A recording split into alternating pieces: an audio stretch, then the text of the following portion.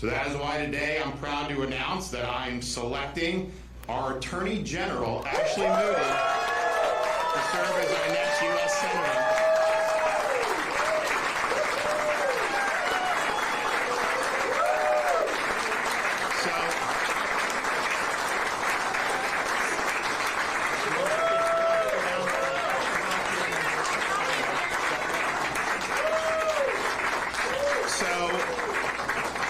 Many of you know her. She's obviously been on the ballot twice statewide and won big victories. She's honorably served our people as her time as Attorney General over these last 6 years. She's a fifth-generation native of Plant City, Florida, in the Tampa Bay area, and even what was named queen of the famous Strawberry Festival back in her youth. She's a triple Gator graduate of the University of Florida.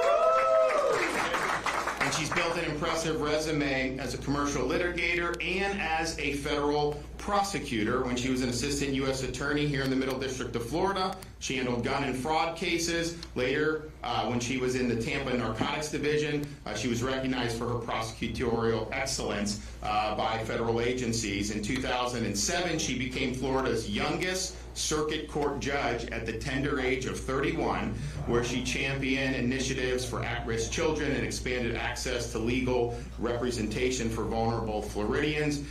And that's all great, but really where the rubber heats the road is once you get an opportunity to serve statewide in the state of Florida and be the Attorney General, are you just biding your time, or are you making the most of it to deliver big things for the people that sent you there?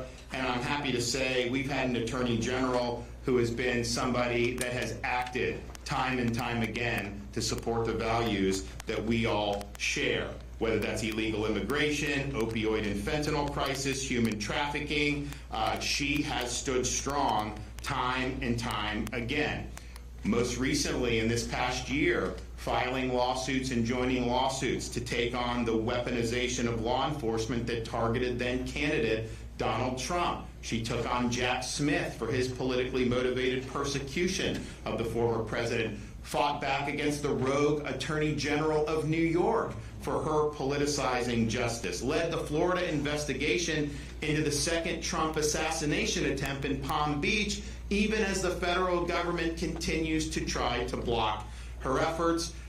She's been a national leader in fighting the Biden administration on many different fronts, including on immigration. She's not only filed more than a dozen separate lawsuits, but she's actually won against Biden with his reckless border policies. She's demanded appropriately the impeachment of Alexander Mayorkas and the designation of Mexican drug cartels as foreign terrorist organizations. In her role as AG, she has stood strong for law and order. She believes in putting criminals in jail, not releasing them back onto the street where they will offend again. She does not support soft-on-crime leftist prosecutors. In fact, we have removed prosecutors here in the state of Florida, and she has stood with us every step of the way, and we have won those lawsuits as a result of her efforts. She's also rejected DEI, ESG, gender ideology, and supported our efforts to ensure Florida's education is free from impositions of the radical left. When COVID was raging, few were willing to stand up across this country. We in Florida established our state as a beachhead of liberty, as the free state of Florida, and she was with us every step of the way. We beat the Biden administration that had continued to keep our cruise lines closed, and we liberated the cruise industry because of her lawsuit. We also beat Biden on the employer vaccine mRNA mandate, which was going to have people lose their jobs if they didn't take this shot that many people didn't want. So her efforts were really critical in achieving those success for medical freedom. She was also a staunch opponent and helped us defeat Amendments 3 and 4 in the most recent November election.